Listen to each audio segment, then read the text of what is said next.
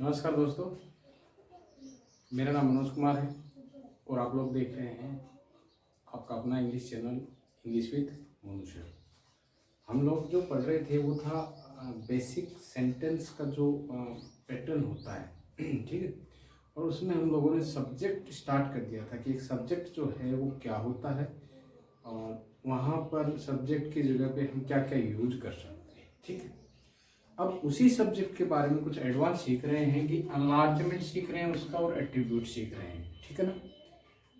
मतलब वो जो सब्जेक्ट होता है, ठीक है, उसमें हम उसको बढ़ा कैसे सकते हैं। अनलार्जमेंट का मतलब क्या होता है, उसको कैसे विस्तृत कर सकते हैं। ठीक है, और एट्रीब्यूट का मतलब उसमें और क्या क्या हम जोड़ सकते हैं। वही सब्जेक्ट के बारे में हम सीखने वाले हैं कि उसका एनलार्जमेंट कैसे करें, उसमें एट्रीब्यूट क्या क्या कर सकते हैं। ठीक है, तो adjectives, articles, phrases and pronouns which are used to qualify subject is called enlargement और एट्रीब्यूट ऑफ ए सब्जेक्ट।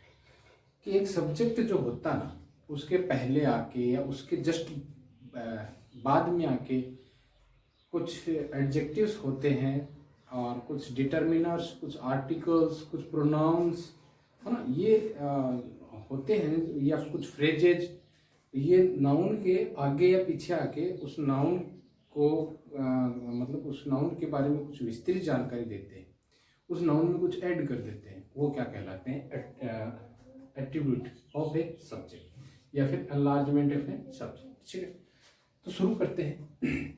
पहला है एन आर्टिकल। किसी नाउन के पहले हमेशा सिचुएशन क्या होती है, ये नाउन मिलेगा आपको और इससे पहले आपको क्या मिलेगा, एक आर्टिकल। ठीक है, अगर ऐसी सिचुएशन मिल जाए तो वहां पे क्या होता है, इस नाउन का एनलार्जमेंट हो रहा है। इस नाउन का क्या हो रहा है, एनलार्जमेंट हो रहा है। जैसे a boy is playing in the ground. ठीक है, अब यहाँ पे ये जो हमने लिखा है boy is playing in the ground, इसके आगे ये जो लिखा हुआ हमारा ए, तो ए क्या है, एक आर्टिकल है। ठीक है, और ये इस बॉय का क्या हुआ, एनलार्जमेंट। ठीक है, इस बॉय के बारे में कुछ एट्रीब्यूट किया गया, कुछ बढ़ा के लिखा गया। ठीक है, फिर नेक्स्ट है the stars are twinkling. The stars are twinkling, तो यहाँ पे स्टार्स के लिए क्या आया है, द। तो ये भी आपका क्या हो गया, एक आर्टिकल है जो कि एनलार्जमेंट कर रहा है एक नाउन को। ठीक है, नाउन कौन हमारा, स्टार्स। इनको पार्टों पे स्पीच में आप डिवाइड कर सकते हो, कोई दिक्कत नहीं है। ये आर्टिकल हो गया, boy subject, is helping verb, playing main verb, in preposition, the article और ग्राउंड इस प्रीपोजिशन का object. The article stars subject are helping verb, twinkling main verb। ठीक है, नेक्स्ट है एन एडजेक्टिव। एन एडजेक्टिव जो है, एडजेक्टिव को हम नाउन से पहले इसी तरीके से यूज कर सकते हैं। देखिए एडजेक्टिव जो है ना, वो ऐसे ही इस नाउन से पहले आता है और इस नाउन के बारे में हमें कुछ एक्स्ट्रा नॉलेज देता है। ठीक है, तो शुरू करते हैं। Red pen. अब इस पेन के बारे में बताया गया, ये कैसा है, ये रेड है। ठीक है, तो ये रेड क्या होगा, एडजेक्टिव हो गया। अभी red pen is use to mark mistakes, कि रेड पेन जो है ना, वो कुछ मिस्टेक हो जाए उसको मार्क करने के काम में आता है, ऐसे मार्क करने के काम में आता है। ठीक है, तो कहने का मतलब ये है कि ये जो रेड लिखा हुआ ना, ये इस पेन के बारे में हमें कुछ नॉलेज दे रहा है एक्स्ट्रा। ठीक है, और ये क्या कहलाता है, एट्रीब्यूट। ठीक है, और एनलार्जमेंट। नेक्स्ट है 100 पैसा मेक्स 1 रुपी। तो ये 100 जो है ना, इस पैसा का क्या है, एट्रीब्यूट है, यानी एडजेक्टिव। ठीक है, इनको डिवाइड कर दो। रेड आपका एडजेक्टिव है, पेन सब्जेक्ट है, इज मेन वर्ब है, सॉरी इज हेल्पिंग वर्ब है, यूज्ड मेन वर्ब है, टू मार्क एक इन्फिनिटिव और मिस्टेक्स ऑब्जेक्ट। ओके, नेक्स्ट है 100 पैसा मेक्स 1 रुपी। 100 जो है पैसा का क्या है, एडजेक्टिव है यानी एट्रीब्यूट है। तो 100 तो आपका एडजेक्टिव हो गया, पैसा सब्जेक्ट हो गया, मैक्स मेन वर्ब हो गया और 1 रुपी नाउन हो गया, ठीक है, या फिर ऑब्जेक्ट हो गया। Okay, a noun in possessive case, एक नाउन पॉजेसिव केस में यूज होके भी क्या कहलाता है, एट्रीब्यूट। पॉजेसिव केस का मतलब देखो, इसका मतलब क्या होता है, एक नाउन यहाँ आएगा और एक नाउन यहाँ आएगा और दोनों बिना कंजंक्शन के यूज होंगे, ठीक है। जैसे हम लिखते हैं ना माई पेन, ये मेरा पेन, ये माई जो इस पेन पे अपना पोजीशन दिखा रहा है, अधिकार दिखा रहा है। अब यहाँ पे एक नाउन यूज कर ले, वो नाउन इस पे अधिकार दिखा दे, वो क्या कहलाता है, पोजीशन।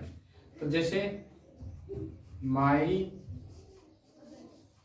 फादर्स, अब फादर लिख के यहाँ पे अपोस्ट्रोफी यूज करेंगे। अपोस्ट्रोफी क्या होती है, कोमा लगा के एस लगाते हैं, उसे अपोस्ट्रोफी कहते हैं। तो माई फादर्स हो गया अभी, और कार।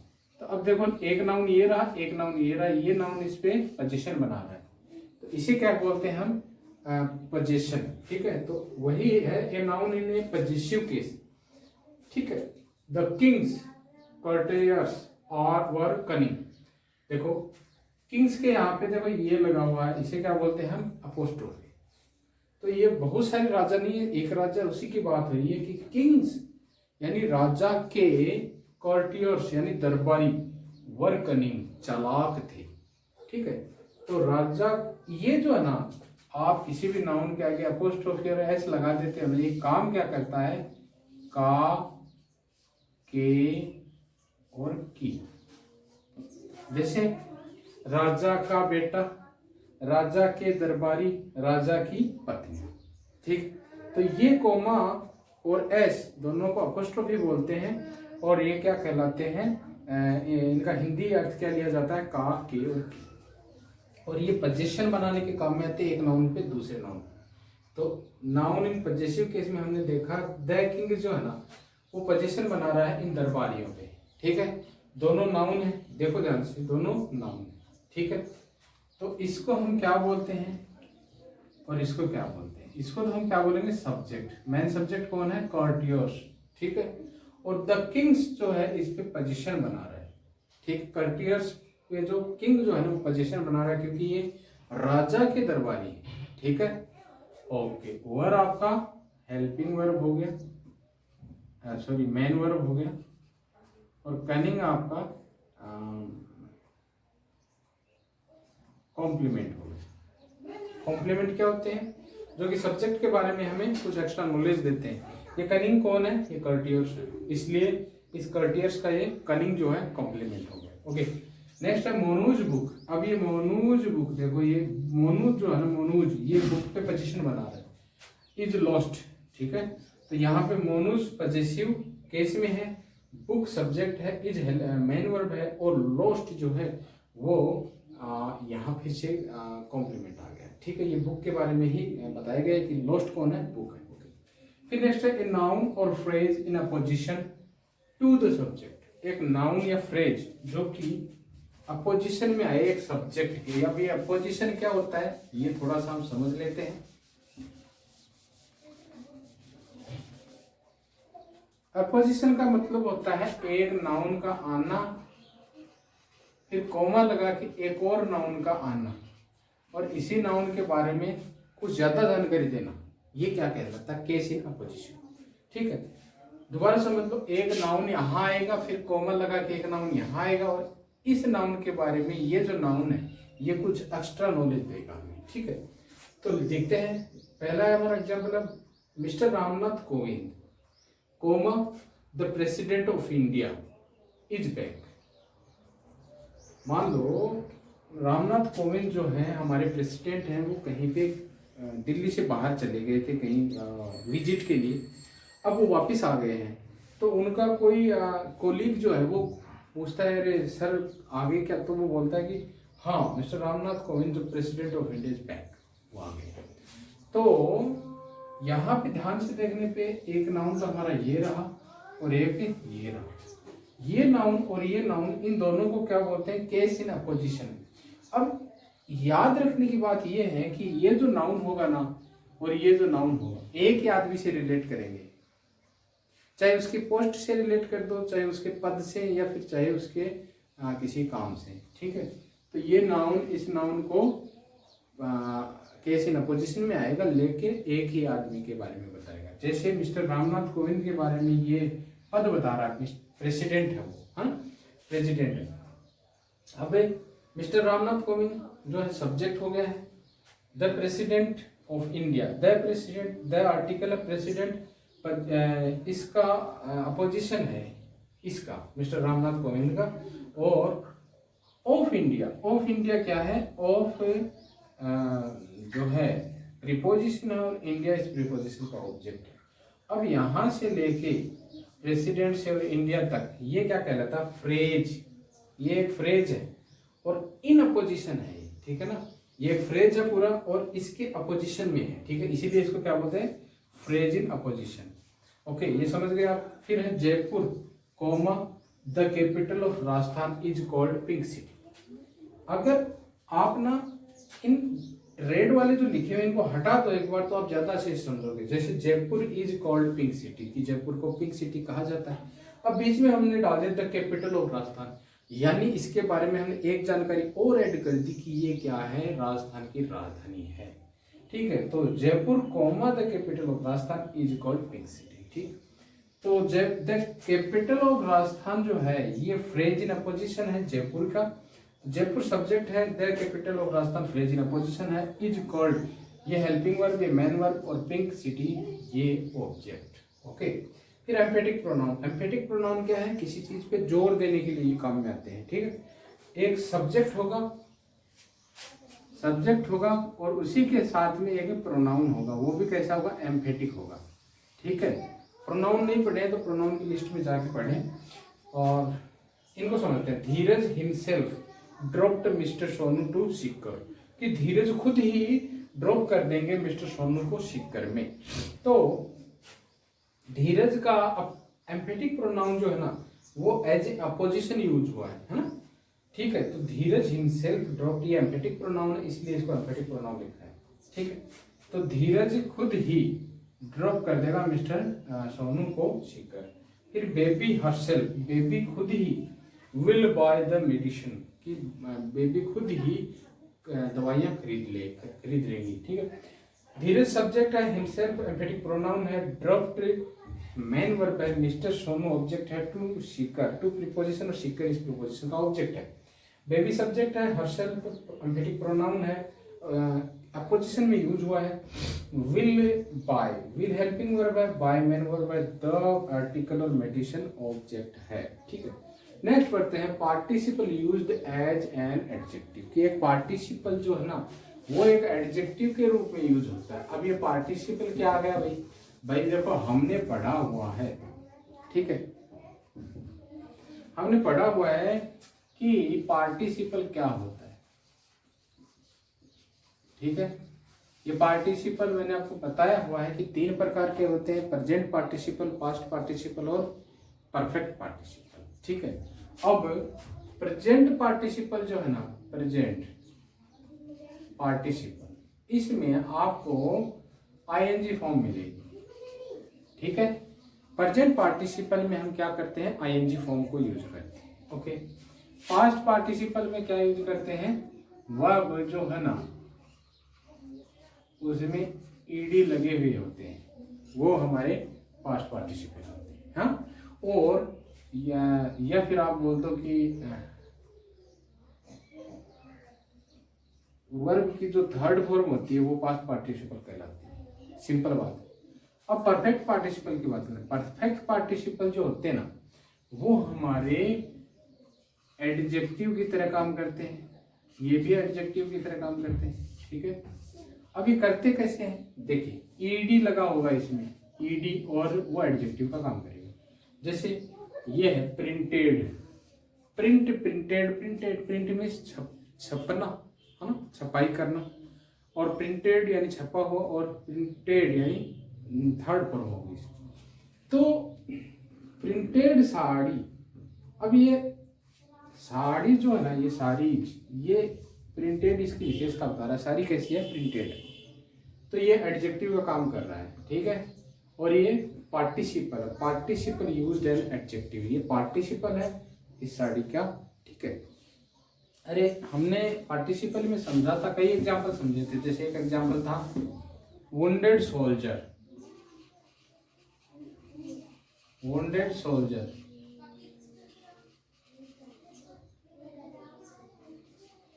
ठीक है। अब सोल्जर जो है ना वुंडेड है, और इसकी फर्स्ट फॉर्म होती है वुंड, वुंड मीन्स घाव, घायल, ठीक है। और इसी की थर्ड फॉर्म होती है वुंडेड, सेकंड और third form wounded, wounded, wound, wounded, wounded. अब इसको आप लोग ना एज ए एडजेक्टिव यूज कर सकते हैं, जैसे wounded soldier, married man, marry यानी शादी करना, मैरिड, मैरिड, हाँ वर्ब हो गई, लेकिन इसी वर्ब को हम एडजेक्टिव की तरह काम में लेते हैं, ठीक है। आई होप आपको समझ में आ गया होगा। तो ये एक एडजेक्टिव है, ये भी एक एडजेक्टिव है। प्रिंटेड साड़ीज अपील्स यू, कि प्रिंटेड साड़ी जो होती है तुम भी अच्छी लगती हैं। Selected students should report on 15 अगस्त, कि चुने हुए जो छात्र हैं उन्हें 15 अगस्त को रिपोर्ट करना है यहाँ पे, ठीक है। नेक्स्ट है ए प्रीपोजिशनल फ्रेज, एक प्रीपोजिशनल फ्रेज। अब फ्रेज क्या होती है, फिर प्रीपोजिशनल फ्रेज क्या होती है, ये सारी अभी जस्ट कुछ दिन पहले ही वीडियो डाले हुए हैं, 2-4 रोज पहले, उनको देख लें, ठीक है। देखो एक सिंगल अगर प्रीपोजिशन है, जैसे ऑफ है, इसको हम प्रीपोजिशन बोलते हैं, और इसके आगे और पीछे ये जो लिखे हुए हैं man of a caste, man of a caste, ये पूरा का पूरा क्या हो गया, एक प्रीपोजिशनल फ्रेज हो गया, ठीक है। यानी एक प्रीपोजिशन के आजू बाजू जो नाउन, प्रोनाउन, एडवर्ब, एडजेक्टिव मिलके कुछ फ्रेज का निर्माण करते हैं, वही प्रीपोजिशन फ्रेज है, ठीक। Man of a caste eat together, कि एक जाति के लोग एक साथ खाते हैं।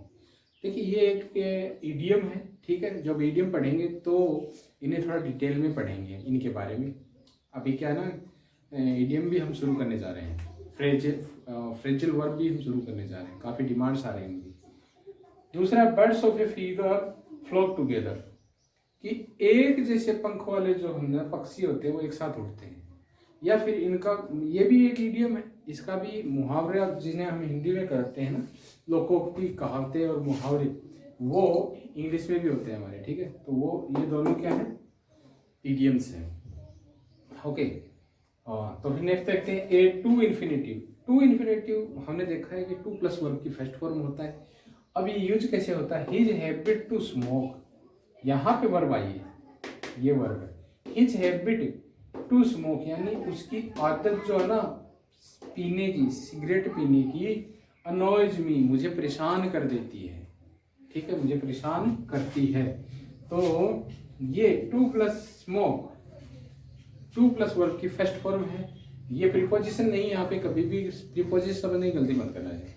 नेक्स्ट है his way to work attracts everybody, उसके काम करने का जो तरीका ना हर किसी को आकर्षित करता है। तो टू वर्क ये क्या है, प्रीपोजिशन नहीं, सॉरी इन्फिनेटिव। दूसरा हम जो बात कर रहे हैं, मेन बात क्या है कि ये हिज हैबिट जो है ना, इसी के लिए ये आया टू स्मोक, यानी हमारा मेन जो जिसे आप सब्जेक्ट बोलते हैं वो हैबिट है, ओके। इस हैबिट के साथ टू प्लस इन्फिनेटिव आया, ओके। तो इस तरीके से एक सब्जेक्ट के साथ कुछ एट्रीब्यूट या एनलार्जमेंट के लिए हम यूज करते हैं, और वो यही है, इनसे बाहर कुछ नहीं है। और मिलते हैं एक और अच्छे से वीडियो के साथ अगली क्लास में, तब तक टिल देन नमस्कार।